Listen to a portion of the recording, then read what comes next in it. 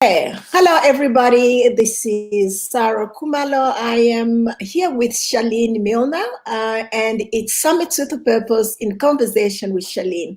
So thank you so much for making time to join us. Charlene is going to tell us all about what she's been up to.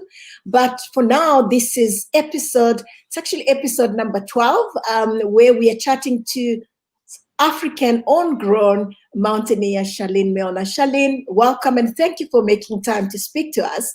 Tell us a little bit more about who is Charlene Milner. Oh, wow, Sarah, thank you so much for inviting me. I'm Charlene. I'm owner of Busybody's Gym, fitness enthusiast, nature lover, and now a mountaineer, hoping to climb the 7 summits of the world. Fantastic. So where did it start? How did you start climbing? Did you just wake up one day and decide, I'm doing this, I want to climb? Where did it start, really? I think my passion, I've always loved fitness and trying new things. But when I went to Rwanda, because I hate zoos, I decided I wanted to go to Rwanda to visit the gorillas in their natural habitat. And I climbed, I forget the name of the mountain, but that was such an epic trip. And when I did that, came back with sore legs, I realized, I think I can do Kili. So 2 years later, I ended up on Kili. And after that, I thought, really, can I do this? Let me see if I'm really into this sort of hiking, trekking, and base camp followed. Yeah. And just started spiraling. Then it was, I learned about the 7 summits. And after base camp, I met these ladies and they were going to do Island Peak. And they said I was like fascinated. Oh my God, I also wanted to climb one of those amazing mountains because I just fell in love with mountains in the Himalayas. Yeah. And they told me, no, you should go to Russia and do Elbrus. They'll give really good training there. And then maybe you can come back to the Himalayas and do one of the higher peaks. Oh, wow. I know, everybody says, why do you go back? Because when you're doing it and the tough gets going, you're like, I'll never do this again.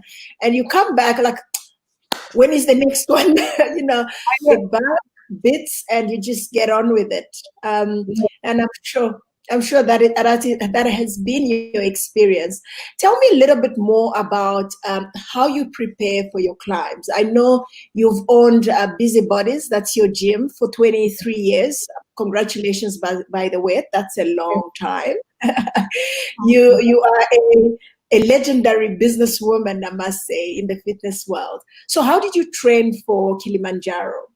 Kilimanjaro, I did it with FitBanker, which is I'm one of their coaches on their health and fitness program, a weight loss program.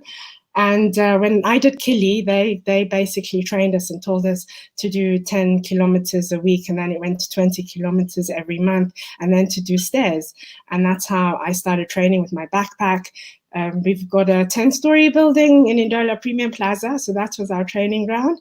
The backpack and go up and down the stairs and do long hikes. That was my training. And just long walks.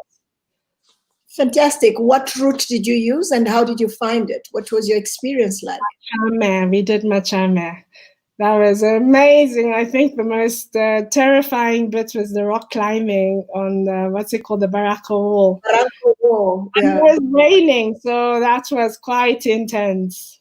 Yeah, no, it's amazing. You've also climbed beyond Kilimanjaro. Kilimanjaro spoils you because people pick after you, people look after you. And then I moved myself from Kili going to France to train, and suddenly the guy's like, if you're here, you should know your story. Like, you just look up yourself. No one is picking up after you. You just, you get on with it. The next minute is like half a kilometer away from you. So I don't know, that type of guiding. It's almost like you have a guide that guides from the front and another one guides from the back. So Kili gives you a sense, sometimes a false sense of confidence that sometimes can end you up into trouble on these big mountains. It's fantastic, Charlene. I've been following you as well ever since we first met online. And I know that you climb and raise money for different causes in Zambia. Tell us a little bit more about that. Yes. After Kili, when I went to base camp, I realized there was nobody from my community. I hadn't heard of anyone in Zambia that had done it. I looked online and I thought, oh, wow, maybe this is a very good opportunity to raise money for the Mayomwana project. Dr. Christina Fassi is a good friend and a doctor that has been in Ndola for the last 18 years, and she's done incredible work in our community.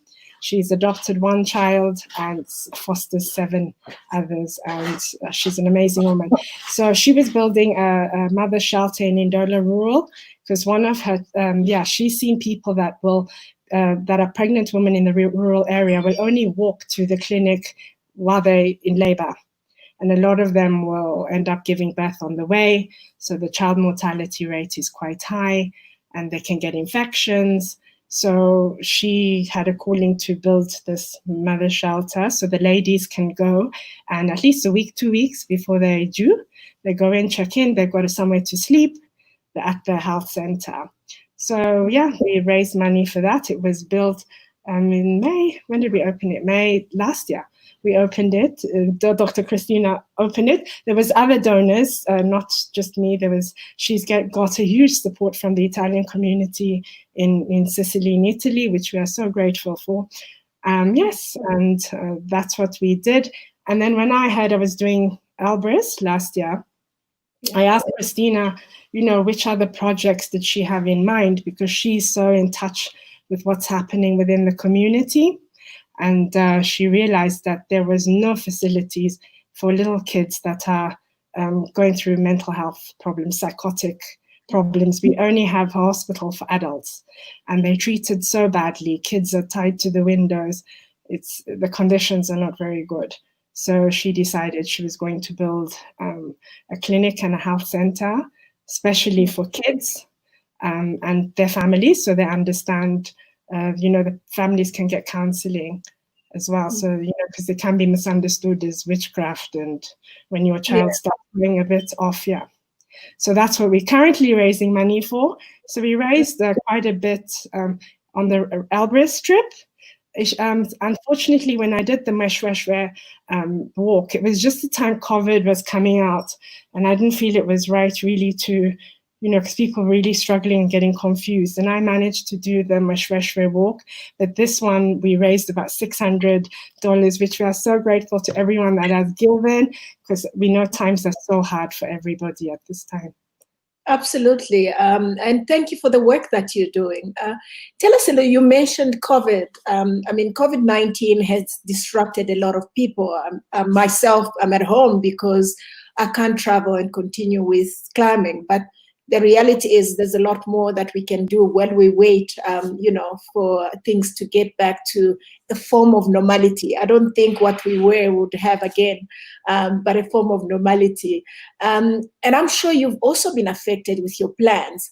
I just want you to tell us what plans have been affected and how are you coping with the lockdowns? I don't know if you have the same level of lockdown that we have, but there's a level of restriction that you have in terms of you looking after yourself, making sure you're safe, and making sure that those around you are safe as well.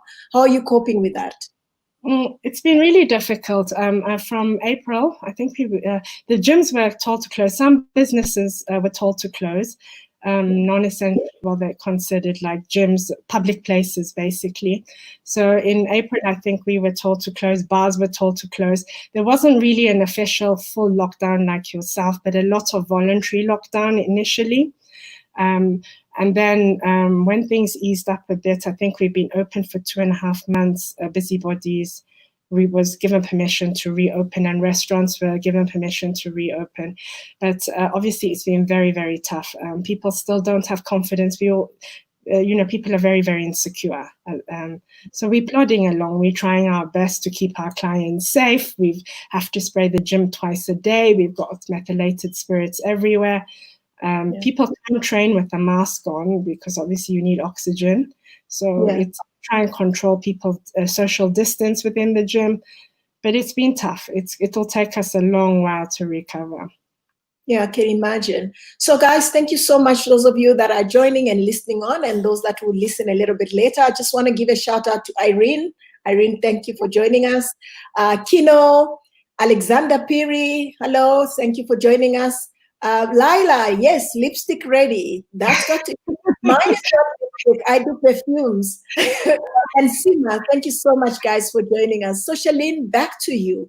Of all these adventures, I personally have learned valuable lessons. The person that I was before getting into climbing and the person that I am today are two different people. What valuable lessons have you picked up, whether it's for your business, for you personally, from your adventures as you've gone along, that you would like to share with the people that are watching?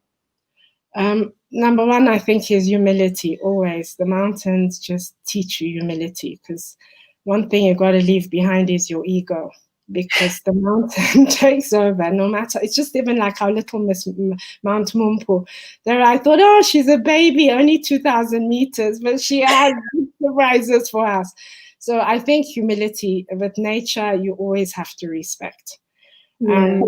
Two, I think, is non-judgment, because I've realized we tend to judge each other, and you find the people that you think, oh, they'll never make it, or they're weak, they surprise you. End up the strongest and the powerhouses behind everything. So those are the two big lessons I think I've learned on my journeys. Fantastic. Lerato, thank you so much for joining us. I see you. Thank you so much. So tell me about Mount Mumpu. I mean, why Mount Mumpu? Is it the highest mountain in Zambia? Because you talk about highest standalone, and I just want to understand which is the highest mountain and why Mount Mumpu and not the other one, or is it on your radar? And if people wanted to come and climb it, where do they start from? Mount Mumpu, we saw, okay, because I was supposed to do the Camino after the Mashweshwe walk, which I still think is harder than Kilimanjaro. That was in Lesotho. I don't know, that was tough. I was supposed to go to the Camino de Santiago, which is 900 kilometers through Europe about. And obviously with COVID, that didn't happen. And training, my big goal is to do Mount Aconcagua next year. So lockdown happened, there's no flights going anywhere. And I think we were all getting restless. And then we saw Mabamwila, who does amazing work with children with the Duke of Edinburgh Awards here in Zambia. We saw his video when he took people up Mount Mumpu, and they almost summited. So we were following the series. A friend of mine, Leila, who also did Kilimanjaro just before lockdown, we were following him, and we were so curious why these people didn't summit Mount Mumpu. And we were following his story, and then we saw there was a long weekend coming up, and we said, shall we do this mountain? And it's just here, I'm sure we can plan a trip. And we did, and things just fell into place beautifully. We got a group of 20 people from between the major towns of Zambia, all ages, all nationalities. We got together, and we left last Saturday. We summited on Sunday, and we enjoyed the wilderness and the bush nature on Monday, and we drove back to Ndola on Tuesday. So it was really an epic, phenomenal trip. That is fantastic. Thank you for sharing. Alexander, it looks like Alexander Piri was part of your team. He says we enjoyed the Mkushi trip. Just tell us, while he's watching, was he the weakest link in the team? No, he was a major help. He was a big force behind our team at success. He was feeding us. So Alex was the one feeding us and made sure our meals were ready for us. So no, he was amazing. Thank you, Alex, really. All right, Alex, I'll see you on Kilimanjaro when next you decide to do a little bit more than just Mount Mumpu. So looking at adventures, I want to ask you a few short questions. These are questions that were actually done by Jeanette. Which was the hardest? Just the name, no explanation. Which was the hardest? So far, I think Elbrus. Elbrus. Which was the most satisfying? All of them. I can't choose one yet. Not yet. I'm not ready to choose just yet. Which one do you never want to go and do again? Can't answer that either. I think we're all difficult. I'm too young for that now to say. Which one do you want to do again, like soon? I want to go to base camp, but go further. I think Nepal. Oh, fantastic. So I'm going to go back to Elbrus.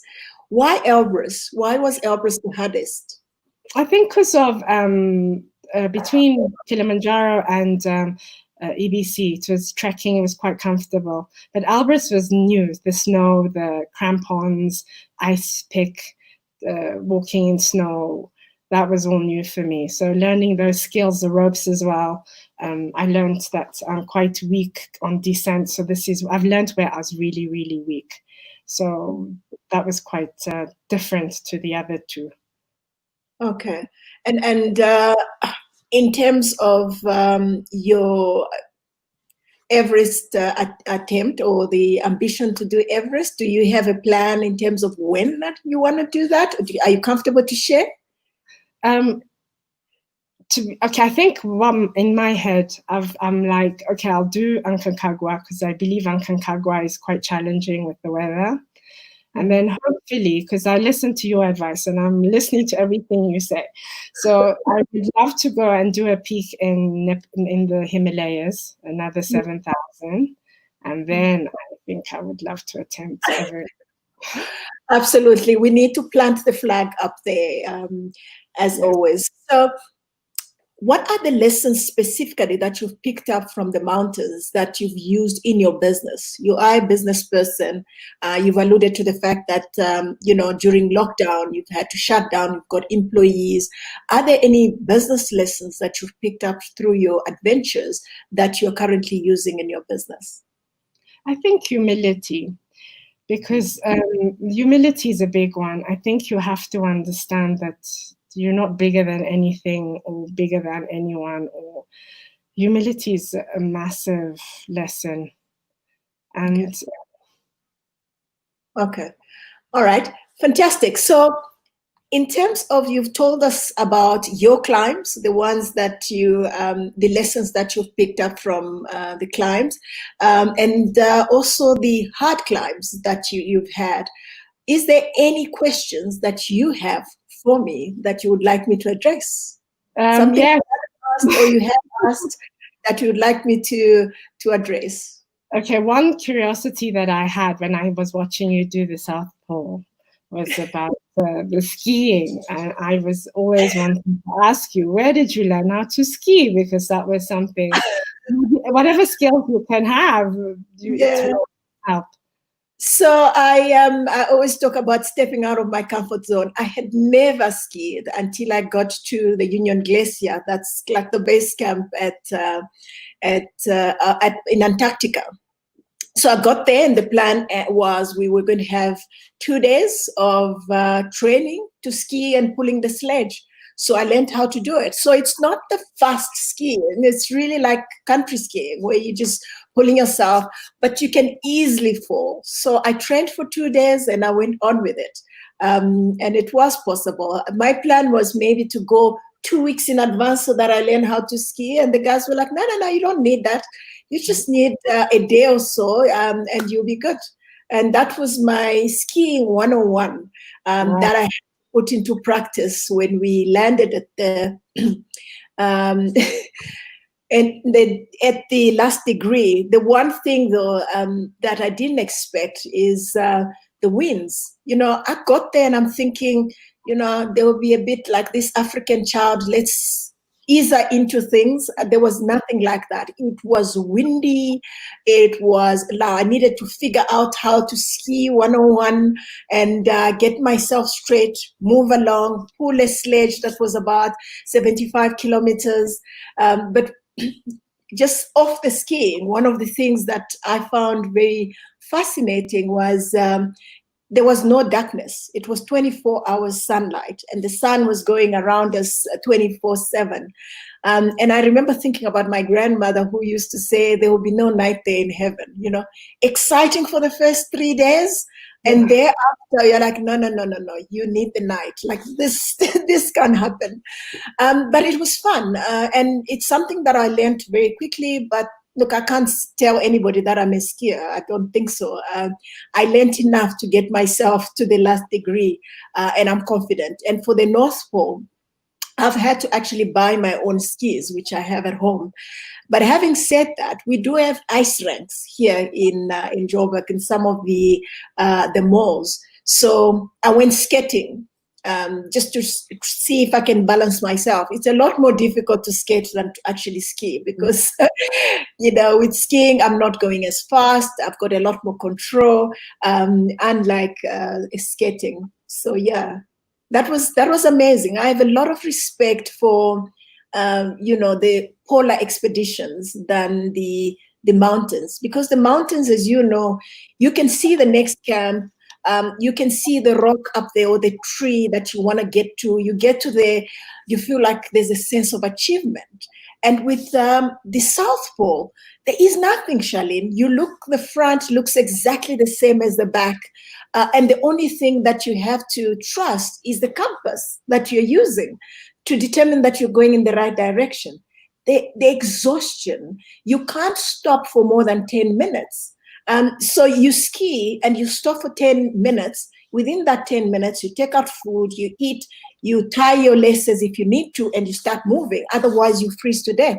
So it was crazy, but amazing. I'm happy to take you when you're ready. On all your achievements. It's incredible. No, I'm happy to take you when you're ready, Charlene.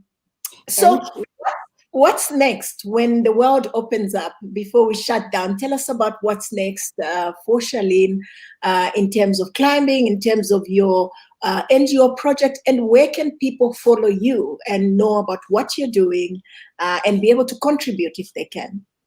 My next project, I hope, depends when the world opens up, but I would like to do Aconcagua. But if not, then I've been looking and we can go and hike the highest mountain in Zambia if we're not allowed to leave our countries, which is Machinga Central, which is on the Zambia-Malawi border.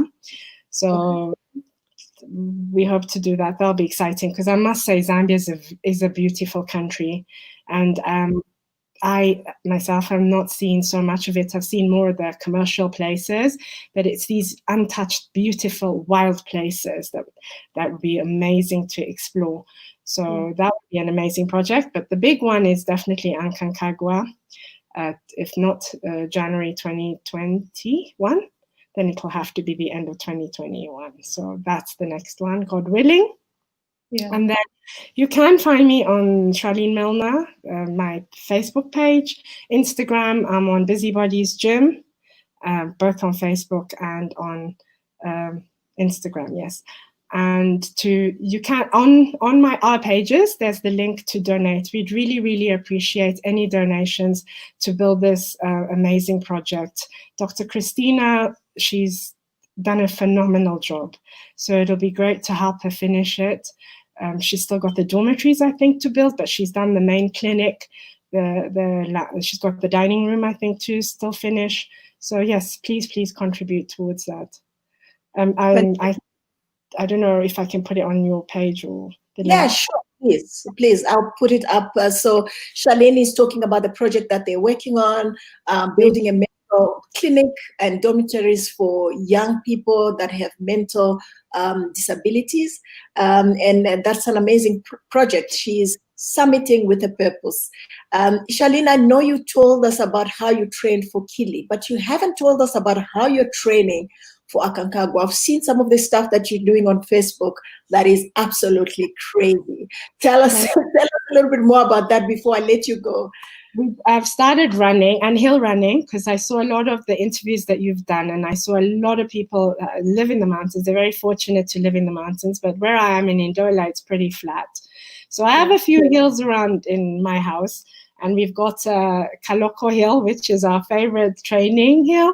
So I've started doing interval runs on the hill, and doing 1,000 reps challenge was another challenging program that I did during lockdown. It was just doing 1,000 reps of different exercises. And then I'll go back to our stairs at Premium Plaza. The Mount Mumpu was another good training, keeping up with the fitness. And I'd just like to take this opportunity to thank my amazing team. I hope they're all here at watching. It was phenomenal. I mean, they were just amazing. And Kino Kangwa of City Eye Photography that took the amazing photos that I'm going to post, which will also promote Zambian tourism and local tourism, because a lot of people in Zambia didn't even know where Mount Mumpu was. So it'll be really good to show everyone how beautiful Zambia is. The falls were just epic, yeah. So we had our own swimming pool as well, natural, after the climb. So that was really nice. Absolutely. I think next time I come home, I would come to you to take me to Mount Mumpu and all the surrounding areas so that I can also experience it. So thank you for leading the way, and thank you for making time to see us. Guys, thank you for joining us. You've heard that's Charlene Milner, Climbing with a Purpose, raising money for a home that looks after children with mental illness in Dola. Is that right? Is it in Dola, the home? Yes. And you can actually participate in making a difference with her. Thank you for sharing your time with us, and thank you for continuously supporting Summits with a Purpose, and God bless. Thank you, thank you guys. Rato, thank you so much. Irene, thank you, and thank you everybody, and see you next week. Bye.